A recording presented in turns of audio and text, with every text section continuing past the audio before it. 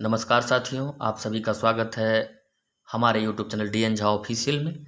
साथियों, पिछली क्लास में हमने SCERT वर्ग 8 के इतिहास के 10वें अध्याय की चर्चा की थी। आज मैं उसके शेष टॉपिक को देखूंगा और आज का हमारा पहला टॉपिक है शैक्षणिक विरासत। हम लोग भागलपुर शहर के बारे में पढ़ रहे थे। अब हम भागलपुर शहर के शैक्षणिक विरासत को समझने का प्रयास करते हैं। भागलपुर शिक्षा का महत्वपूर्ण केंद्र था। विभिन्न कालखंडों से गुजरते हुए भागलपुर ने अपनी शैक्षणिक पहचान को कायम रखा है। प्राचीन काल में अंतिचक भागलपुर के नज़दीक का विक्रमशिला विश्वविद्यालय था, तो मध्यकाल में मौलाना चक का खानकाह शाहबाजिया हुआ करता था। ब्रिटिश काल में प्राथमिक शिक्षा, हायर सेकेंडरी शिक्षा और उच्च शिक्षा के प्रचार प्रसार में यहाँ के जमींदार, बंगाली, मारवाड़ी, ईसाई समुदाय की अहम भूमिका रही है। इनके द्वारा स्थापित शैक्षणिक संस्थान आज भी यहाँ की शैक्षणिक विरासत को जिंदा रखे हुए हैं। सरकारी स्तर पर 1837 में जिला स्कूल शुरू किया गया। मारवाड़ी कन्या पाठशाला, बाल संबोधनी स्कूल मारवाड़ियों की देन थी। चर्च मिशनरी सोसाइटी CMS द्वारा आदमपुर के में प्राथमिक एवं हाई स्कूल 1854 एवं चंपानगर में अल्पसंख्यक मध्य विद्यालय का संचालन किया जाता था। मानिक सरकार स्थित दुर्गाचरण प्राइमरी स्कूल 1860 ईस्वी व हाई स्कूल 1937 में बंगाली समुदाय के योगदान की दास्तान सुना रहे हैं। इसी दुर्गाचरण प्राइमरी स्कूल में सुप्रसिद्ध उपन्यासकार शरद चंद्र चट्टोपाध्याय ने आरंभिक शिक्षा हासिल की थी। शहर के स्थानीय जमींदार तेज नारायण सिंह ने 1883 में Tej Narayan jubilee collegiate high school तथा 1887 में तेज नारायण जुबली कॉलेज की स्थापना की थी। दोनों ही संस्थान नया बाजार मोहल्ला में चला करते थे। बाद में बनेली एस्टेट द्वारा दान स्वरूप भूमि एवं दान दिए गए जाने के बाद इन संस्थाओं के नाम के साथ बनेली शब्द जुड़ गया।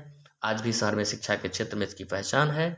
वाणिज्य शिक्षा की मांग को देखते हुए शहर के मारवाड़ी समुदाय द्वारा 1941 में मारवाड़ी कॉलेज की स्थापना की गई।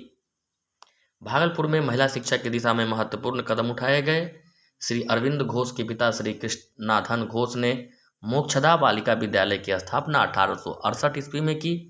1868 में ही जनाना मिशन स्कूल भी खोला गया। महिला उच्च शिक्षा के लिए मोक्षदा बालिका विद्यालय परिसर में 15 अगस्त 1949 ईस्वी को महिला महाविद्यालय की बुनियाद डाली गई। बाद में बरारी के जमींदार नरेश मोहन ठाकुर ने दान में खंजरपुर मोहल्ले में इस महाविद्यालय के लिए जमीन उपलब्ध कराई, इसलिए उनकी मां के नाम पर इस महाविद्यालय का नामकरण सुंदरवती महाविद्यालय हुआ। तकनीकी शिक्षा के क्षेत्र में 1910 में सबौर स्थित बिहार कृषि कॉलेज की नींव तत्कालीन गवर्नर सर एंड्रयू फ्रेजर ने रखी थी। इस कॉलेज की गिनती एशिया के महत्वपूर्ण कॉलेजों में हुआ करती थी। इससे कृषि के क्षेत्र में नए आयाम स्थापित हुए। रोजगार परक शिक्षा के लिए 1947 से 51 में सिल्क इंस्टीट्यूट नाथनगर में शुरू किया गया। यहाँ शिक्षा के प्रसार में पुस्तकालयों का अहम योगदान था। सबौर स्थित बिहार कृषि कॉलेज, तेज नारायण बनेली college, TNB college, Bhagalpur collectorate समाहरणालय, भगवान पुस्तकालय, सरस्वती पुस्तकालय, बांग्ला इंस्टीट्यूट में पुस्तकों का अच्छा संग्रह था। सांस्कृतिक गतिविधियाँ। स्वतंत्रता पूर्व भागलपुर की सांस्कृतिक विरासत भी कम महत्वपूर्ण नहीं रही है। इस परिदृश्य में भागलपुर की साहित्यिक व सांस्कृतिक यात्रा का विवरण अपने आप में दिलचस्प है। यदि हम भागलपुर की सांस्कृतिक गतिविधियों की बात करें तो शहर में अनेक नामी गिरामी साहित्यकारों, संस्कृतकर्मी, रंगकर्मी, शिल्पकारों, संगीतकारों एवं फोटोग्राफरों का जमघट लगता था। तो साथियों, इससे ऊपर वाले पैराग्राफ में आपने देखा जो शैक्षणिक क्षेत्र में कहाँ कहाँ पर कौन कौन से विद्यालय हैं, विश्वविद्यालय हैं, कॉलेज हैं और इनके संस्थापक कौन हैं। अब यहाँ सांस्कृतिक गतिविधियों में आप देखें कि भागलपुर सांस्कृतिक विरासत का भी केंद्र रहा है और इसमें बहुत सारे साहित्यकार, संस्कृतकर्मी, रंगकर्मी, शिल्पकार, संगीतकार, फोटोग्राफर, इन सब का योगदान रहा है और भागलपुर में इन सब का जमघट लगता था। उस समय भागलपुर के साहित्य पर बंगला साहित्य का बहुत अधिक प्रभाव था। शरत चंद्र चटर्जी, विभूति भूषण बंदोपाध्याय, रविंद्रनाथ टैगोर भागलपुर प्रवास कर चुके थे, लेकिन उस समय जिस साहित्यकार ने यहाँ लंबे समय तक रहकर अपना लेखन जारी रखा था वह थे बलाई चंद्र मुखर्जी। बलाई चंद्र मुखर्जी बहुत लंबे समय तक भागलपुर में रहकर अपना योगदान दिए इसके अतिरिक्त आप देख सकते हैं कि यहाँ पर बहुत ही महत्वपूर्ण जो भारत स्तर पर प्रख्यात थे, शरत चंद्र चटर्जी, विभूति भूषण बंदोपाध्याय, रविंद्रनाथ टैगोर, ये सब भागलपुर प्रवास कर चुके थे। उन्हें लोग बनफूल के नाम से जानते थे। बलाई चंद्र मुखर्जी को लोग बनफूल के नाम से जानते थे और वो बहुत दिन तक भागलपुर में अपना योगदान दिए। भागलपुर के साहित्यकार व रंगकर्मी राधा कृष्ण सहाय ने उनकी कई रचनाओं का बंगला से हिंदी में अनुवाद किया। शरत चंद्र ने कालजयी उपन्यास देवदास, विभूति भूषण बंदोपाध्याय, पथेर पंचाली का सृजन भागलपुर में रहकर ही किया। बहुत महत्वपूर्ण प्रश्न है साथियों यहाँ से बनेंगे कि देवदास जो प्रसिद्ध उपन्यास है शरत चंद्र जी का, उनका, और विभूति भूषण बंदोपाध्याय का पाथेर पंचाली, इन दोनों का सृजन भागलपुर में ही हुआ है। यह भी कहा जाता है कि रविंद्रनाथ टैगोर ने अपनी सुप्रसिद्ध रचना गीतांजलि के कुछ अंशों को भागलपुर में रचा था, जिसे साहित्य का नोबेल पुरस्कार मिला। ये भी मान्यता माना जा रहा है कि जिसे गीतांजलि को, रविंद्रनाथ टैगोर को जिस पुस्तक के लिए नोबेल मिला था, उसकी भी कुछ अंश की रचना भागलपुर में हुई है।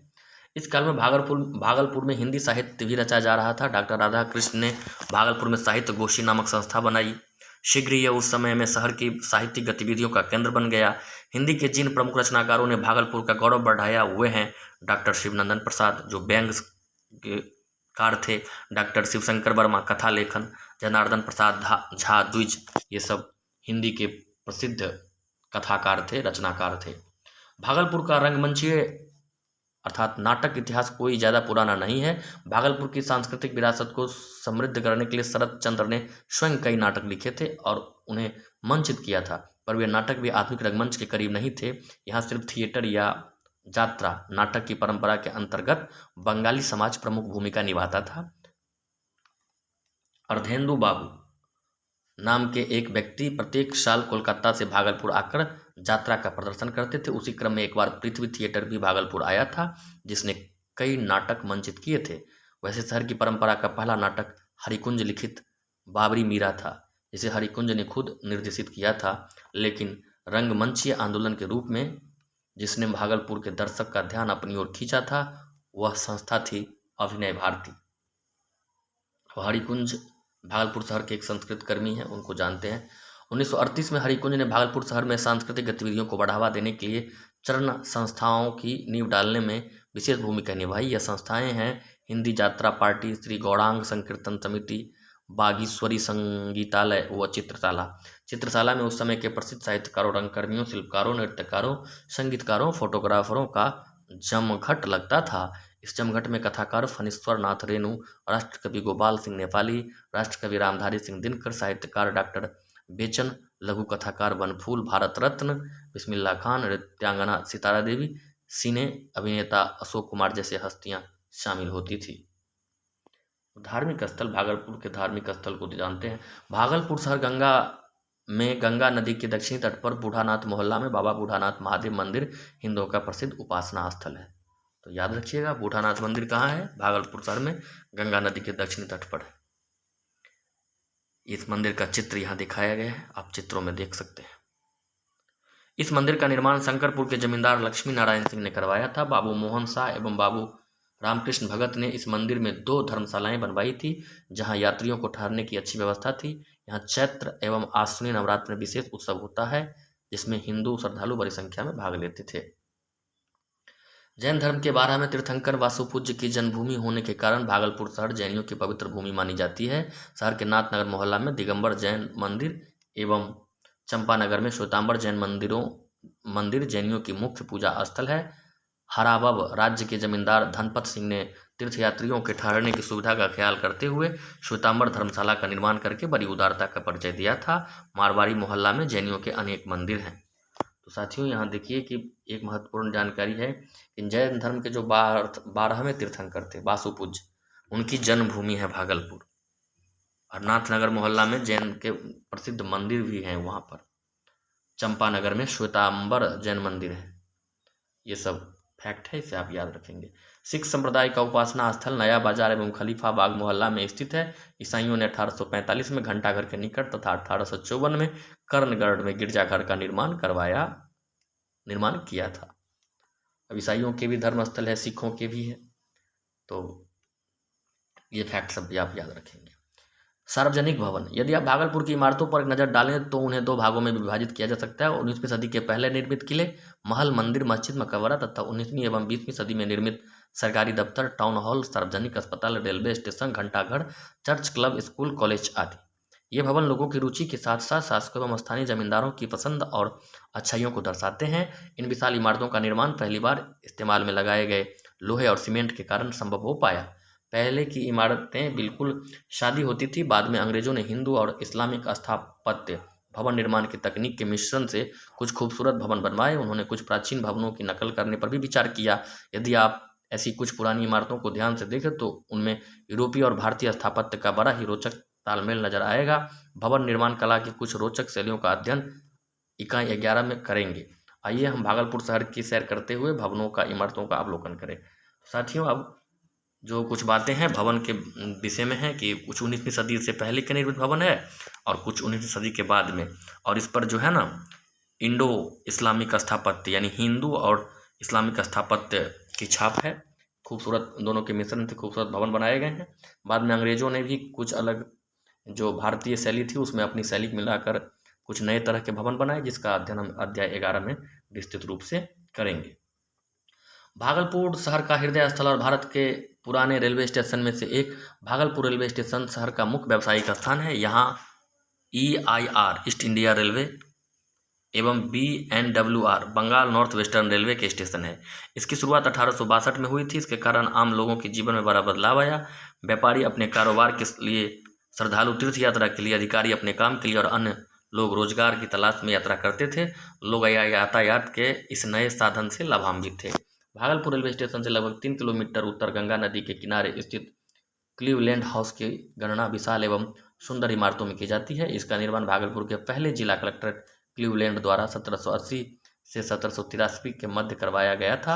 इटालियन शैली में निर्मित यह इमारत एक ऊंचे टीले पर बना है।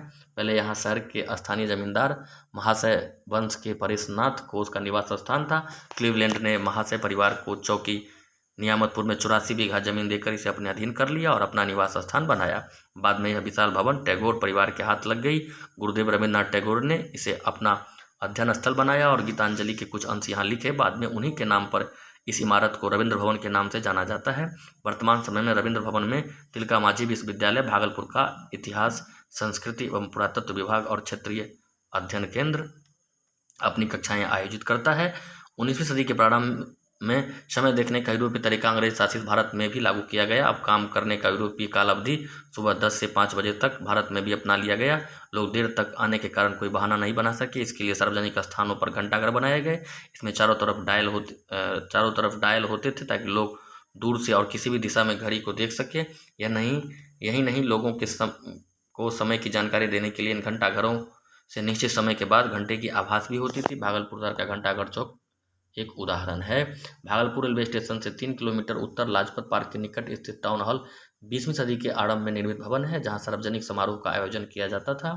भागलपुर कचहरी परिसर के निकट स्वामी विवेकानंद पथ पर स्थित सेंटिस कंपाउंड मैदान एवं सार्वजनिक पार्क था। इसका नामकरण बनेली स्टेट के मैनेजर T सेंटिस के नाम पर पड़ा।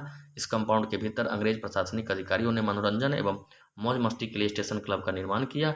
आप चित्र में क्लब की जर्जर स्थिति को देख सकते हैं। साथियों, इन चित्रों को देखिए। ये स्टेशन क्लब सेंटिस कंपाउंड है। ये चित्र देखिए, ये टाउन हॉल है और ये घंटाघर है। समय को ध्यान में रखने के लिए जब भारत में अंग्रेजी शासन हुआ तो घंटाघरों का निर्माण किया गया ताकि लोगों को समय की सही जानकारी मिले। एक क्लीवलैंड हाउस, जिसके बारे में आपने देखा कि पहले ये महाशय वंश के लोगों का हुआ करता था। बाद में जो प्रथम कलेक्टर थे वहाँ के क्लीवलैंड, उन्होंने 84 बीघा जमीन उन्हें दे करके महाशय वंश के लोगों को, और यहाँ पर उन्होंने अपना निवास स्थान बनाया। तो इस तरह से साथियों, हमारा ये जो टॉप चैप्टर था ये अब समाप्ति की तरफ है। अब ये यहाँ जो प्रश्न है उसको देखते हैं। भागलपुर शहर का विकास औपनिवेशिक शहरों से भिन्न परंपरागत शहर के रूप में हुआ। सत्य कथन है। मुस्लिम काल में भागलपुर सूफी संस्कृति का केंद्र नहीं था, ये असत्य है। मुस्लिम काल में सूफी संस्कृति का केंद्र रहा है भागलपुर। 19वीं सदी में भागलपुर में बंगाली और मारवाड़ी समुदाय का आगमन हुआ, ये भी सत्य कथन है। भारत में आधुनिक शहरों का विकास औद्योगिकीकरण के साथ हुआ, यह भी सत्य कथन है। प्रेसिडेंसी शहरों में गोरे और काले लोग अलग अलग इलाकों में रहते थे, यह भी सत्य कथन है। अब यहाँ मैच करना है, मिलाना है। प्रेसिडेंसी शहर बता ही दिए हैं, बम्बई, कलकत्ता, मद्रास। रेलवे शहर बरेली और जमालपुर रेलवे शहर के रूप में जाने जाते थे, और औद्योगिक शहर कानपुर, जमशेदपुर इत्यादि। अब भागलपुर नगर पालिका की स्थापना, खाली स्थानों को भरना है, तो साथियों 1864 में हुई थी, इसे आप याद रखिएगा। भागलपुर में सिल्क कपड़ा उत्पादन का केंद्र नाथनगर और चंपानगर मोहल्ला था। चर्चा हमने कई बार की है इस चैप्टर में। भागलपुर में सांस्कृतिक गतिविधियों को बढ़ावा देने वाले प्रमुख संस्कृत कर्मी बहुत सारे लोग थे। बलाई चंद्र मुखर्जी प्रमुख माने जाते हैं। इसके बाद है रेलवे स्टेशन कच्चे माल का क्या था? संग्रह केंद्र था, और आयातित वस्तुओं का वितरण केंद्र था। यानी जो कच्चे माल वहाँ पर जमा किए जाते थे और जो सामान बन कर आते थे वो वहाँ वितरित किए जाते थे रेलवे स्टेशन के माध्यम से। कालजयी उपन्यास देवदास की रचना शरद चंद्र चट्टोपाध्याय ने की थी, और बंगाल में ही किए थे। तो साथियों, कैसा लगा ये वीडियो ज़रूर बताइएगा। वीडियो को अंत तक देखने सुनने के लिए आप सभी का बहुत बहुत धन्यवाद।